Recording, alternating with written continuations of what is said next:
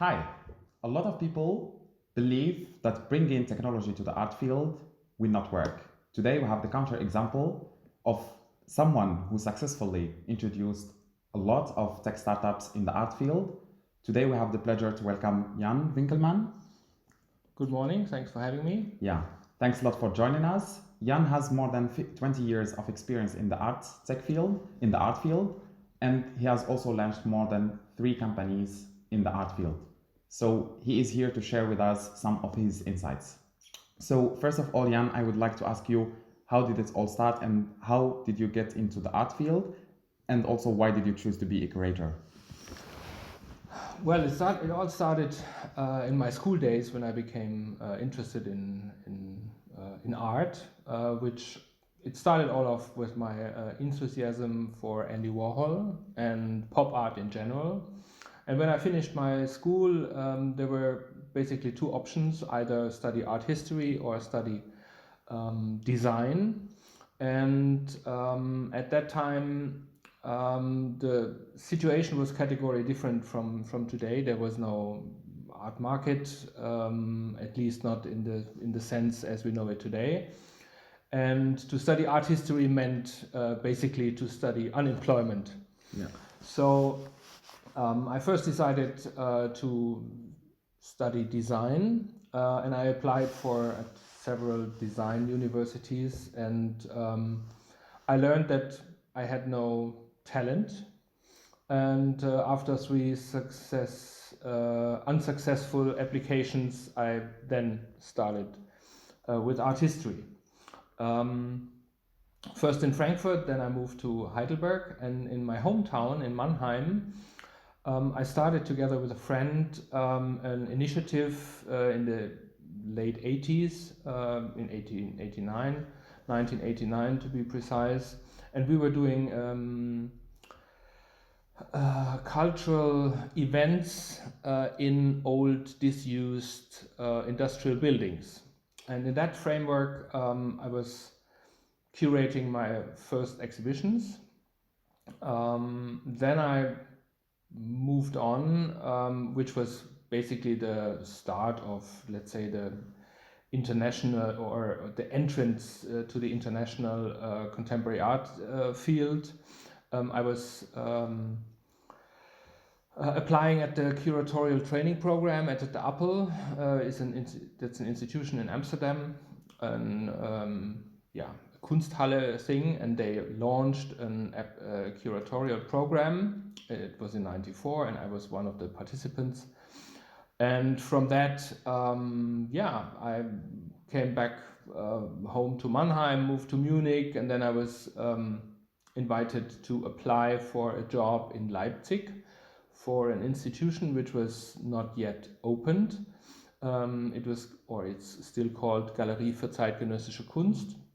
And this was the first newly founded museum in the former GDR. And I was there from the very beginning, in '97. It opened in '98. And I was responsible for the exhibition program there. And I did, I think, many successful and interesting shows. For instance, I did one of the first institutional solo shows with Olafur Eliasson, who is now a superstar. I did a beautiful show with Ugo Rondinone. I did a show with Tobias Rehberger, with Michael Elmgren and Inga Draxet, and so on and so on. When my contract was timely limited, and when it ended, I didn't see myself in an institution for the rest of my business life. So I thought, what could be next? And I moved to Berlin and opened a gallery in Berlin. This gallery I ran for 5 years, realizing that running a gallery needs a different kind of skill set that I'm equipped with, and I didn't like it that much as well. And I took a kind of sabbatical after like 15 years working more or less around the clock in the art field. I had a year off, and in that time the iPhone was launched, and I thought this is kind of an interesting moment, because although it was not clear where the journey would kind of go to, but the fact that mobile internet, which was introduced with the iPhone, will never kind of go away forever. I thought, well, I have some time, I'm looking for some new adventures, so why not do something with that situation? So I sat down, wrote a business plan, and it was the early days of the startup industry. There were some tech events I visited because the art world and the tech world, they speak two different languages, as you can imagine, or as you know. So I was looking for a programmer, for someone who could code. Well, my idea was to launch or to publish an art guide in the form of an app. So interestingly enough, at one of these tech events, I met someone I knew from the art field, which was a collector, and we looked at each other and said, "What are you doing here?" Because it was different context we know each other from. And he said, "Well, no." I said, "I have an idea for an app, and I'm looking for a developer." And he looked at me and said, "Great, I'm an app developer." So we sat together, and kind of that was the start of, at that time we called it iOut, from our first app. So I hired him to as a freelancer to code the app, and we launched it in 2010 with big success. Interestingly enough, we launched it for Gallery Weekend, which is always a big thing here in Berlin, and we had kind of a decent amount of downloads. But we entered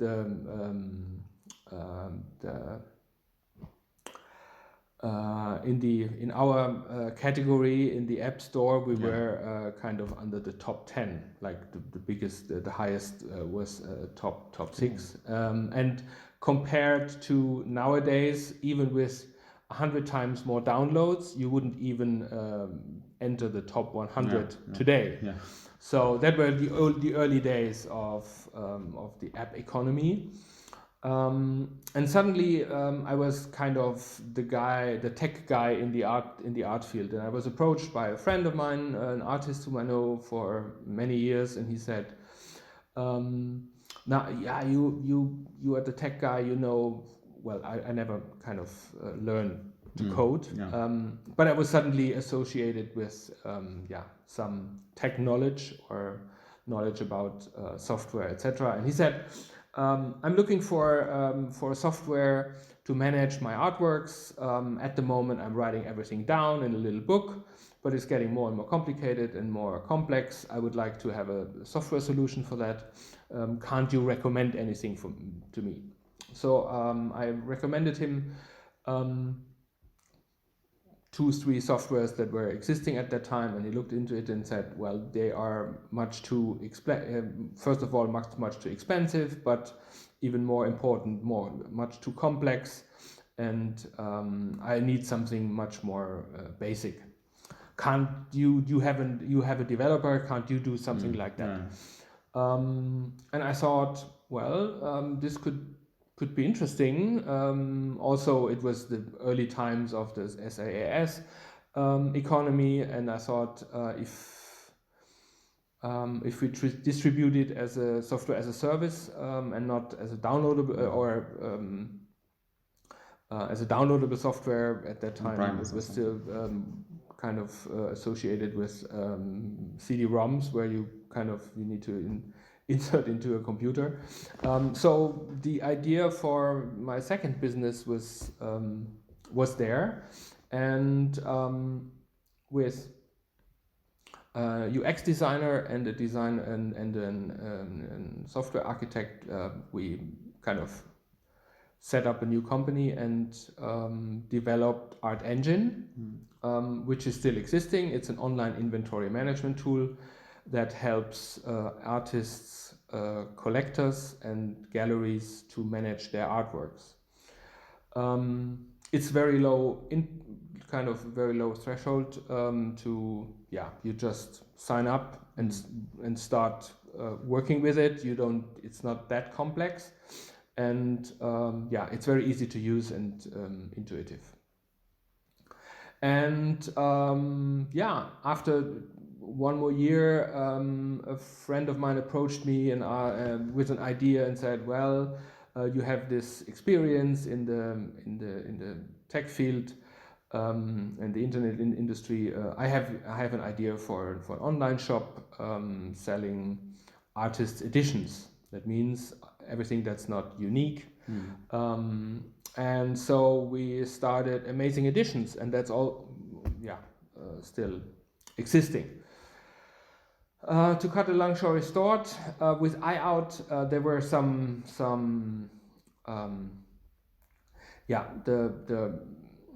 there were some elements that I didn't have any influence on too, and I was astonished to learn that software is kind of rather short in age, and after 3 years it was clear that the code needs to be rewritten completely. So I was in the situation to think, do I spend another kind of 5-figure amount to invest into that? And at that moment, strangely enough, 2 young Americans approached me and said, "Oh, we have some new ideas about an art guide in form of an app. You have all the experience, you have this product. Don't you want to kind of join a discussion with us and see where it leads us from there?" And that was then the beginning of Exhibitionary, which is the name of the app as it is called now. And we set up a company with 3 of us. We kind of one coder, one guy who was actually supposed to do sales, and myself kind of running the business and being a bit more in the background.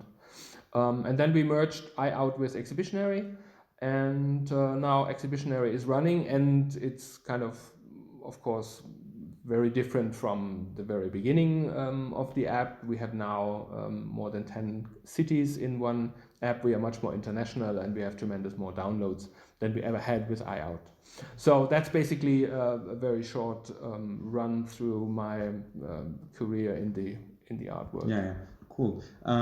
Going back actually to more like your creator past, where did you see, or where do you see even like today, technology can help curators, or which technologies can actually curators use to improve the offer? First of all, not only for curators but also for collectors and people who are interested in art, nothing can be replaced by kind of going into exhibitions and see works in real life.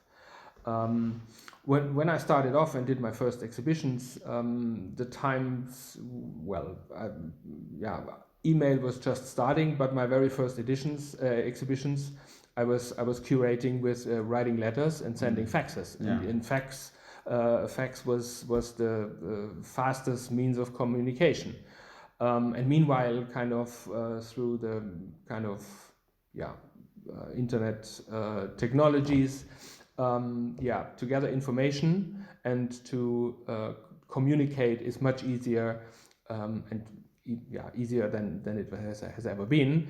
And I see that the situation like that it can only kind of, technology can only be of help for the communication and kind of for the organization, but it doesn't replace any of the skills you need to have as a curator, like the soft skills, kind of in between personal communications, but sometimes it can help to avoid kind of leaving any kind of negative economic footprint by not traveling to see something. But if you're really into something and you would like to, you need to see an exhibition or a work in real life, and you cannot kind of replace that with kind of an image or yeah, maybe with virtual reality technology becoming more and more present, it could, yeah, help also kind of cutting back ecological footprints by yeah, seeing exhibitions in virtual reality or with online in a way that you wouldn't see them just with pictures or with moving images. Yeah, yeah, cool. And also, like, you have started this art tech companies. I and a lot of people wonder how was the acceptance in the art tech field, in the art field. This is a very interesting question. Although the art world is so progressive and critical when it comes to the content they relate to, it's rather conservative when it comes to structures. So, yeah, many people think kind of communicating with email or having a website and even have a kind of successful Instagram account, that's not a digital strategy. And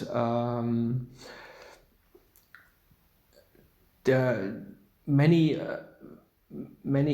companies and galleries, especially in the art market, of course, the top end, they use it kind of in a way like a big tech company would use it, with online marketing and all this aspects. But smaller or middle galleries in the middle sector, they hardly have the either the competence to do it by themselves, nor do they have the financial means to hire someone to do it properly for them. So the acceptance is there when it helps in your daily life. For instance, kind of these kind of tools, similar to Art Engine, they were first developed for galleries. They were professional tools to help them ease their pain and to help them in their daily lives. And and that's why they were so complex and so expensive, and you needed to really kind of learn to work with them. Whereas then solutions that don't need to be as complex as them for kind of a target group that doesn't need kind of such complex solutions. That's basically where we started with Art Engine, to kind of give a tool to someone who doesn't need export custom papers and kind of complicated lists, managements and invoicing and all this kind of tools that or features that are in these professional tools. So coming back to your question, when it helps to in your daily life, then I think it's accepted. But beyond that, the art world is not kind of. I don't see great potential for disruptive moments in the art world, because there were kind of, for instance, there was a lot of discussion about transparency, and some companies kind of started to deliver products to make the art world or the art market more transparent, and also with kind of a mindset and an outspoken concept behind that.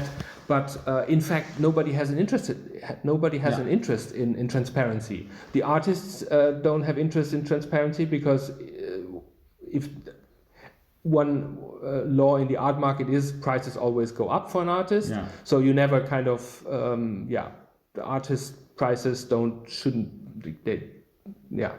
they cannot go down. So the artist doesn't have an interest in kind of transparency about his prices. Galleries don't have an interest about transparency, because they don't want to be kind of tracked down, and the collectors don't have an interest in that people know how much he paid for it. He hasn't, maybe if he is kind of very open to that. He has an interest in knowing that he owes certain works or has certain works in a collection, but he doesn't have any interest in kind of how much he paid for it. Yeah. So that was a discussion I kind of looked or I followed with some interest. And the next new thing is now blockchain technology. How can it be applied in the art world, fractional ownership, and all this kind of things? I think this is maybe more could be more successful depending on a general approach of kind of trust. Because it creates more trust in. Sometimes the art market is rather shady. Yeah, very interesting. How would you actually advise any art tech startup starting a project like this one, trying to make the art feel transparent, democratic, or any actually art tech startup trying to build a product for the arts field? I've seen some companies who kind of came from either an economic angle or from a tech angle, and thought they had a great idea for solving a problem in the art world, but never realized that the art world maybe doesn't have that problem they are trying to solve, they don't have the need to have this kind of tool or service or whatever. So my advice would be, if you have an idea, try to validate it with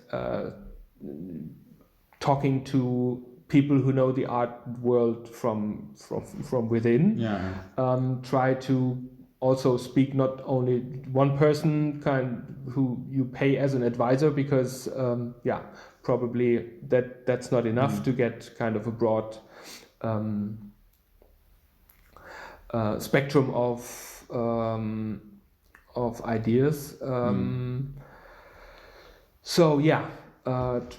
Go out, try to make as many contacts possible in the art world. Try to understand it really from within, how it works, and then you will certainly kind of realize if it's only a nice idea, or if that you have, or if you're really doing something, or if that problem has the possibility to or the solution really solves the problem and has the possibility to scale. In general, I'm kind of rather skeptical about high scalable business models in the art world, because of these already mentioned very conservative structures, and to disrupt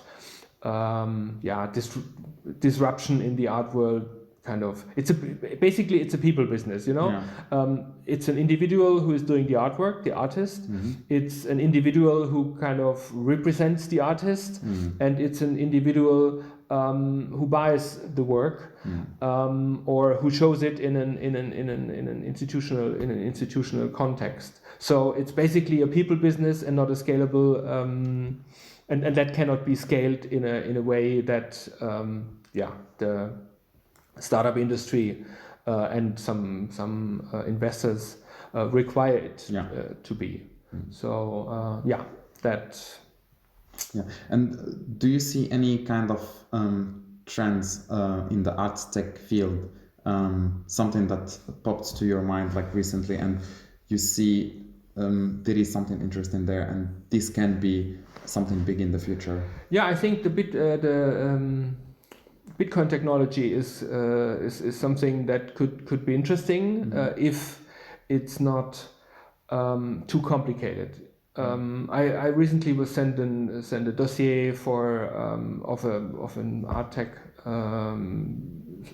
startup who wants to use Bitcoin technology, issue kind of tokens and fractional ownership and this and that, and the whole process was presented to me, or the kind of the pitch it was even if it would be the highest building, an elevator pitch wouldn't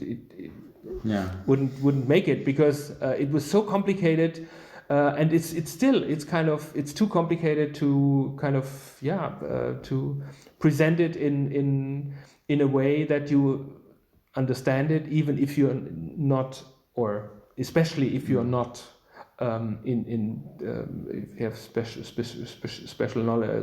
knowledge in that field. I think it's to answer your question, it's I think it's interesting.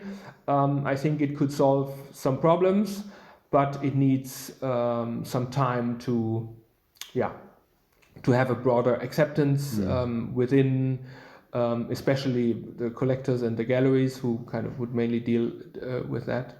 And it needs to be presented and pitched in a way that is kind of easy understandable, and not. But the nature of the thing is kind of it's very complicated, and you need to start from scratch, explaining what is it. Maybe we need some more time, to that it's more in the general knowledge of the people to. Yeah. Makes sense. Yeah, thanks a lot. Do you have any last word advice for our audience? I think immerse yourself with the art experience. It's so enriching in every aspect, be it digital art, be it kind of more traditional exhibitions, go to galleries, go to museums. It's really enriching, and helps you to understand the contemporary world, and sometimes yourself a little better. Yeah, true. Thanks very much, Jan. Thanks for having me. Yeah, thank you very much for watching. If you have comments, questions, I will leave the contacts of Jan in the description, and feel free to comment, and stay tuned. Thank you very much.